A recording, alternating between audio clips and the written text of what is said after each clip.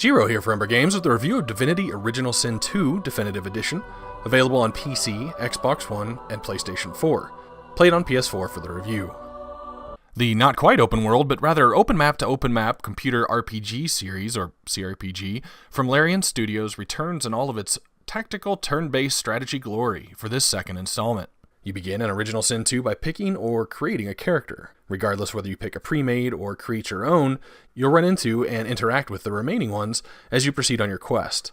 And they also become available as party members and traveling companions. Character setup remains similar to the first game by allowing you to place leveling points as you please in your character's base stats, as well as choosing their combat traits, which include the specializations like one-handed weapons, ranged weapons, and the various magic classes. Each combat trait can be incremented up to level 10, not including the bonuses you can get from gear. It definitely can be a bit overwhelming if you didn't play the first game, because Original Sin has a crazy number of skills in its various trees, and learning combinations of an effective party comes mainly through observing abilities through use and enemy observation. When you encounter other people you want to travel with, they give you a choice on what you want their starting skills to be through a dialogue option, telling you what they prefer to do, but they can also be efficient in other ways. Now, the upside to all this is after a good chunk of the game, you have the option to respec and rebuild your characters at no cost, assuming you've built an effective enough party to actually make it there. Characters also have a civil set of skills, which I'll touch on in a bit, as well as talents to pick from, which are pretty specifically situational, like restoring health by stepping in blood pools on the ground, and a chance to retrieve elemental arrows when fired.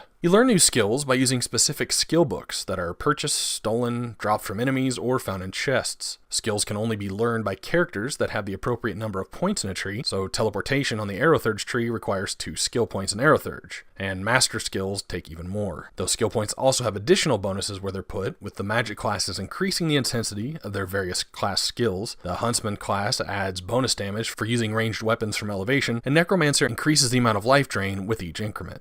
The basic plot setup for this game is that you're a sorcerer, with a U, a magic user that channels Source. Problem with that is Source channeling attracts what are called the Voidwoken. Since it gets used, these unmerciful creatures slaughter any and all around them indiscriminately around the area they show up. Now, in an attempt to cleanse the world of Source and the subsequent danger, a group called the Magisters start capturing sorcerers by placing a collar around their neck and taking them to a prison to, quote, heal them. As you dive in, you learn you probably don't want to be healed. So the first real map of the game is the Prison Island, where you start with virtually no gear and no money, and quite a few difficult encounters. Now, combat, as I mentioned, is turn-based into what I like to call strategy RPG style. There isn't a grid per se, but instead, characters' movements consume a specific amount of action points, or AP, after you click on their destination. There's a queue at the top that's accurate most of the time, but seem to get stuck once or twice. Not to mention there are quite a few status effects that can switch the turn order around once applied. You can flee from battle by getting a certain distance from your enemies. You can even position yourself specifically when engaging in an encounter if you know it's coming. Also similar to the first game, Original Sin 2 in its normal difficulty mode is once again unforgiving. Now, one major change to the combat system is the presence of physical and magical armor counts in addition to your HP bar. Each piece of gear you equip, head, chest, legs, feet, 1 amulet, and 2 rings, will have a count of 1, the other, or both physical and magic, and that count is essentially adding HP of that type. So for example, when you get hit with a physical weapon, it will take physical armor, and only when a target's physical armor drops to 0 do you begin removing hit points. Casting magic on a target with no physical armor, though, doesn't do HP damage, but instead depletes their magic armor bar, leaving you to want to focus on one target at a time with your magic users or physical users, picking targets with the lower amounts of what you have equipped. Now, status effects are pretty important to have on your side in this game, and some are blocked by the presence of any existing armor of that type. For example, the Warfare class has a knockdown ability that puts enemies on the ground, causing them to lose a turn. If after they're hit, they're still above 0 physical armor, the knockdown won't take effect. Bleeding is also physically determined. Burning and freezing work the same way with magical armor. When you start the game with little to your name, survivability becomes that much more difficult.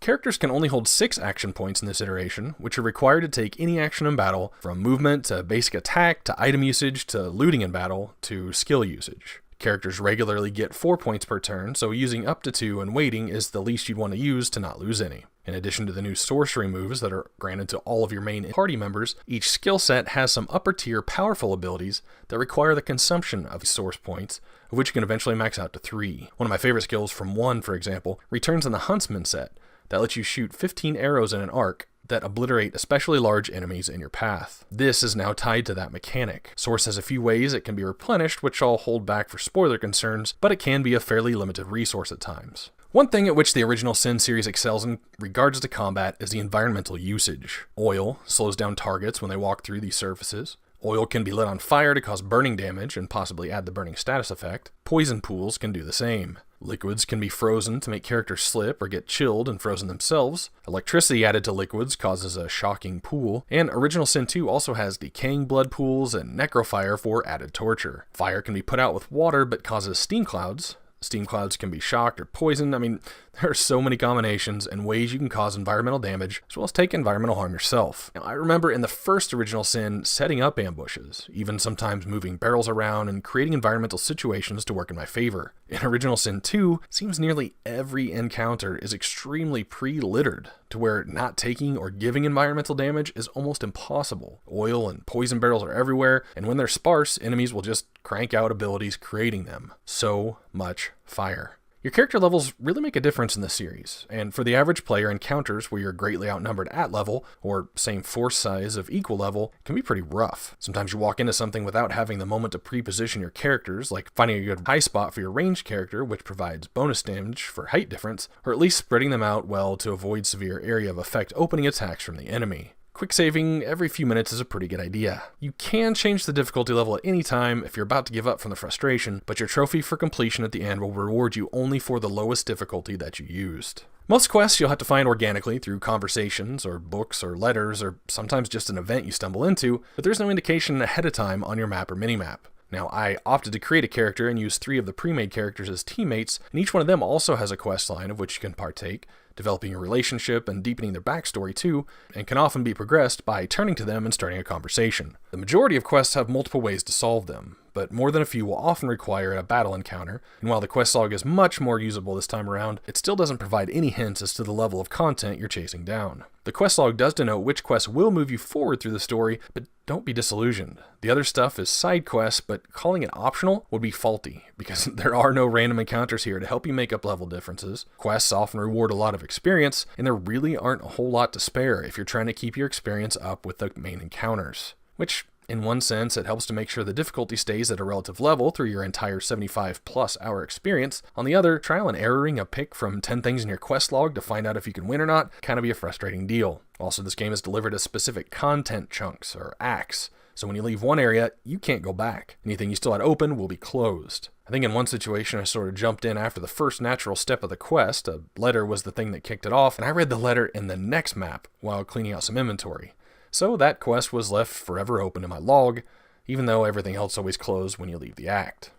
But yeah, the quest content is actually really well designed in Original Sin 2, so I'm not sure why you'd want to pass any of it up anyway. The lengths Larian Studios went to make this feel so close to an immersive Dungeons & Dragons type role-playing campaign really paid off. From the narrator setting the situational stage to the conversation trees to, like I said, the multiple quest solutions, they've created quite the amount of freedom. Even if many points of the conversation tree are an illusion of such that will end in the same result, it still allows you as the player to engage in some true role-playing. Now, I will say the speech checks requiring persuasion felt a little unfortunate. I know that's a traditional tabletop RPG thing. The thing is, all characters have a civility tree, where you can put up to 5 points into things like Lore Master that lets you identify items, Thievery letting you pick locks of increasing difficulty, Sneaking, Bartering, etc. So similar to the first game, I worked on super specializing each character into something, making one character the Persuasion Master, another my Identifier, and another my Shopper. Now in 2, I tried to control my Persuasion guy when I knew conversations were imminent, but sometimes if somebody was positionally a little closer to the confrontation, they would be the ones engaged in dialogue instead,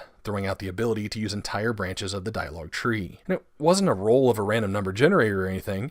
It would show you specifically you need 4 points of persuasion to pass this check, and you'd know afterwards if you had it or you didn't. You can attack and steal from anyone you decide to in this game, but be ready for the consequences. Some NPCs will notice belongings missing and will search for and question you if found. Killing someone that may be important to a quest later is a possibility too. Some quests have puzzles to solve, from finding hidden switches, to literature that helps you find those things, to moving jars onto switches, pulling levers, but most simply involve conversation, item retrieval, or combat. Now, gear comes in many colors, shapes, and varieties, and most has a small check of a particular stat for the class before it can be equipped, between intelligence, strength, and finesse. I had a mage that kept being the focus of physical attacks at times, so I actually popped in a couple of strength points so she could equip a better, heavier gear on the physical armor side. Adding constitution let her equip a shield in the non-wand hand. In addition to armor bonuses, gear will often have bonus stats and status effects or bonus skill points for the various combat classes. With rings especially, it was pretty common to see +1 to necromancer and +1 to pyrokinetic, in addition to the magic armor it granted. There are several discoverable named pieces of gear, especially from slain prominent NPCs. While shopping, you can pop up a compare screen to see if it's worth the gold, and switch between characters with the shortcut to flip pretty easily. The one time you can't compare is the quest reward screen though, which would have really been nice. Since most level appropriate quest rewards were pretty significant upgrades, as long as you could sort of mentally keep track of who needed one, and you didn't forget you got a nice set of finesse pants and a chest not long ago, or for 2 of your strength guys only one got a recent chest upgrade, that kind of thing. The game was really well developed for use with a controller. By default, your party will move as a group with the left stick, and you can switch leaders by holding the L2 button and hitting a cardinal direction. If someone needs to venture solo, you can easily ungroup any combination of people, which can be helpful when getting ready for battle. Characters won't walk through any abnormal surfaces, from movement slowing oil to necrofire, while navigating the map. Now, this is great in that you're not wasting costly resurrection scrolls for bad AI, but on the other hand, a small one-step oil glob blocking a path requires you to move each character across that individually. There are waypoints on the map that can be traveled freely between in each chapter once discovered, as well as a set of teleportation devices you can plant on the ground to help you move around a little more quickly. Inventory is maxed by weight of items carried, which is managed pretty exclusively by a character's strength stat. Original Sin 2 is a beautiful storage system, allowing you to transfer goods to a chest you can access through most of the game, simply by hitting square on an item and choosing where to send it. There's even a multi-select function to highlight multiple items to send with one click, which is a great feature when not using a mouse. Original Sin 2 also features a crafting system, just as in-depth as the first, where you can take random items you find in the world and try to combine them,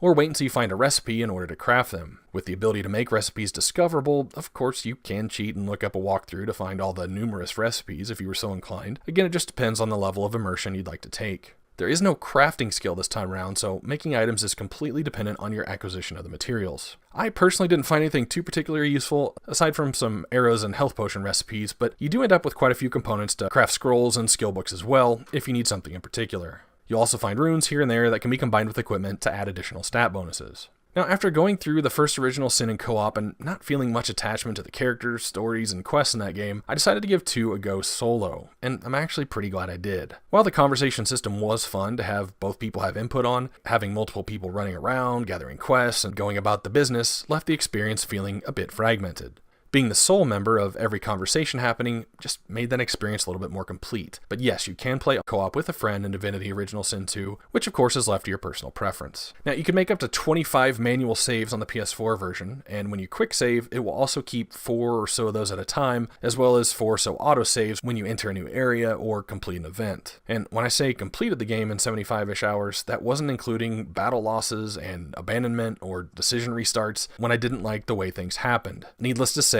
there's a lot of content here. The initial load time when entering a new area or loading a save from the powered on state versus putting the PS4 into rest mode is pretty severe, often over a minute, but once a full map is loaded, there are very few, if any, additional load times. Finally, if you're looking for some more combat practice or just want to compete against some friends, there is an arena mode accessed from the main menu where you can pick up to 4 players, human and AI, and pick characters with their own skill sets to fight it out. Overall, if you're looking for a game to immerse yourself into and you enjoy the concept of role-playing a character, Original Sin 2 can provide that. It's a great looking game with tons of character options, customization, and gear, challenging, strategic, unforgiving combat, a great in-depth plot with several optional minor ways to affect the story, tons of well-developed, diverse content, although little way to determine which content to naturally conquer next aside from trial and error, a solid PC port from keyboard and mouse to console controller, and if you have another 100 hours to spare, running through with different characters can actually provide some replay value with their racial differences and reactions. And finally, the subjective part of the review, my personal score. Rated as a CRPG, computer RPG, Divinity Original Sin 2 hits an 83 on a true 0 to 100 scale, where 50 would just be an average game. This is Jiro for Umbra Games. Thanks for watching.